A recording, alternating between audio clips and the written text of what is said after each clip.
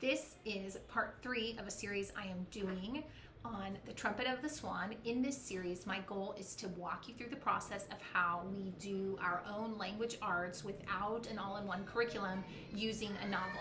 So the very first video I did has all the details. It's a lengthy one that goes through everything that I do, from picking the passage to scheduling my days to what I do in each lesson.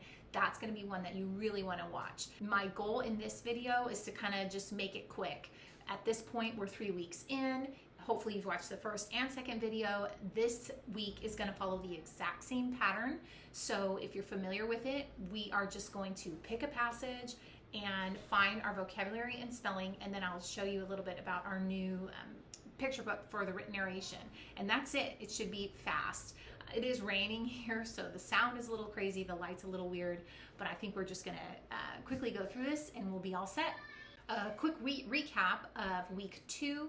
We really didn't do anything extra besides what we wrote on our sheets. Sometimes as the week goes on, I think of things like, oh, we should talk about this. And that didn't really happen this week. I made a note to kind of look at some prepositional phrases because it's coming up in her grammar. So we did point out a couple in the passage, but that was about it. So other than that, we just kind of followed it straightforward.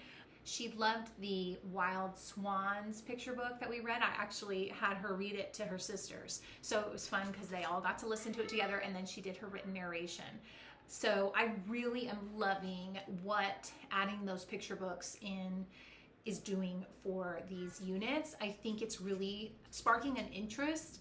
I'm noticing they're so interested in swans and even music. So it's just been neat to see they're not only getting stuff from the novel, but they're also getting this great literature from these picture books. So I'm loving that. I'm gonna try and keep doing that. So we have another great book this week. Let's dive in, let's pick our passage. The very first thing we needed was a new passage study template. So this is just another blank sheet. So we will use this for our week 3, and I'm going to be searching through this novel to figure out our next passage. We are currently on chapter 12, which means if I read a chapter each night through the weekend, we will be somewhere around chapter 15 or so. So I'll probably start there for my skimming, and I will just skim through the chapters and find a passage that jumps out at me. Okay, I think I found one. This is chapter 17. The reason I'm going to pick it is because I see a couple of words that I like for vocabulary purposes, but I also see something that kind of might be an excitement, like, oh, what's about to happen? Maybe a way to make her curious about what's happening.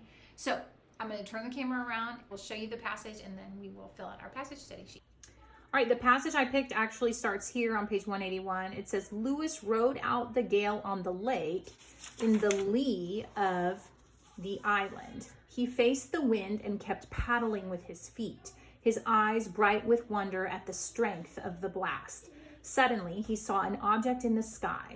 It was coming down out of the clouds. At first, he couldn't make out what it was. Okay, so I've written the passage out here. I put that this was week 3. I ended up taking out the last sentence of this little paragraph. It's pretty short, but I just kind of wanted to cut it just to keep the passage short. So the next thing we're going to do is find our vocabulary words. This word, I will mention, this word like Lewis, that might be something that I just write out for her to spell. I'm not going to make her learn this spelling. So what I mean by that is on the day that we do dictation, I might just write, hey, by the way, this is how you spell Lewis, and write it somewhere so she can refer to it. Okay, so let's go on picking out our spelling words. First, I'm going to start with road, gale, lee, island. That's a tricky one. We'll do faced, paddling, bright, wonder, strength,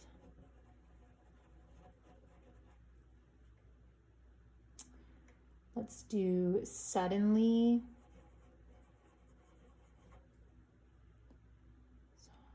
object,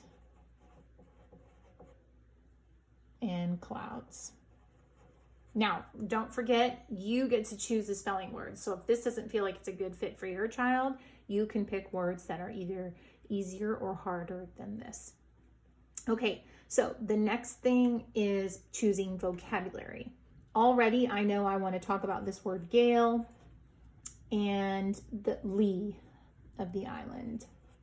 The other ones, I want to talk about this wonder. And the reason I want to talk about it is because I think it can be confused with wander. And so I think I might make a note here that I might just do a little comparison of that. I feel like that might be it.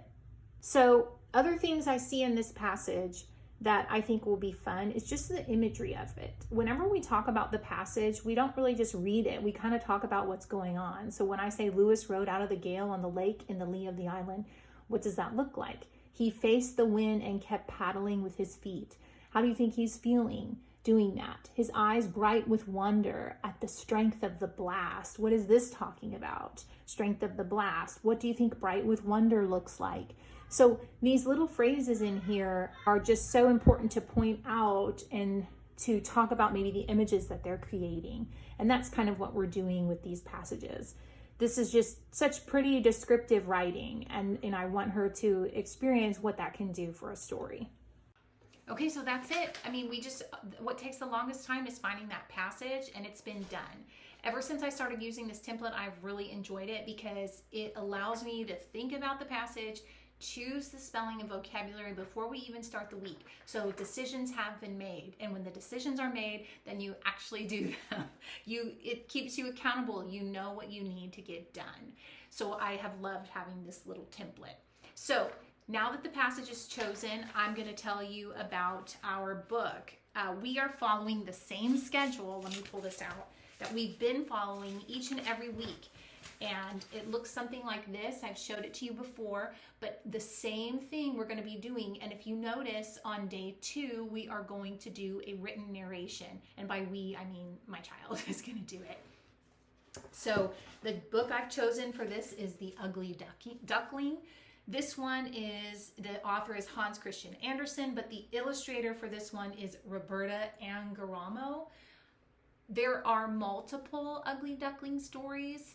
This is one I found that was recommended online. There are others, so don't feel like you're glued to this one. So this is what she will read on her own, and she will, once she's done reading, she will write about what she's reading.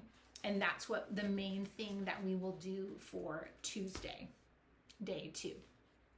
If you're new to this and you're thinking, what is going on? Be sure to go back to that week 1 video where I explain everything. This is week 3. I'm thinking that we're going to be able to finish this book by week 4. So week 4 will be our last week. Even if we have a chapter or 2 left, with the freedom of doing your own unit, you can just kind of say, and we're done. So I'm going to do 4 passage studies, 4 weeks of passage study for this novel. Speaking of freedom, if you are trying to do a novel study like this and you get to a week that's just crazy and you can't, maybe you just need a lighter week. One of the things I love about doing our own novel units is I will just cut the passage study for that week. So even if you're doing this Trumpet of the Swan unit with us, and let's say this week is crazy for you, skip the passage study. You can keep reading it. You can keep talking about it. You can keep going through this. You're still going to benefit from this great literature. You don't have to do this every single week until you're finished with the book. This is just kind of like a bonus enrichment to the novel. So don't feel bound to making sure that you get your passages done. I have enjoyed so much feeling the freedom of, you know what, this week is crazy. Just to lighten our load a bit, we're going to skip our passage study this week, but just continue reading the novel and talking about it. And that is such a big blessing to be able to do that. So I encourage you to make use of your time in the best way that you feel that you can. All that being said, stick around for week 4. It's going to be our last passage study. It's gonna be a really quick video where we just pick the passage. I'll show you what we're doing for our written narration day, and that'll be it. So I'm so glad that you guys are kind of tagging along with this. I hope you're able to see just how patterns can be helpful to doing something like this, but also a system. A system really can help you keep things organized, make you have a plan, keep you accountable for what you're doing, and really having those systems can help you see that this can be such a beneficial thing that really can grant your homeschool so much freedom.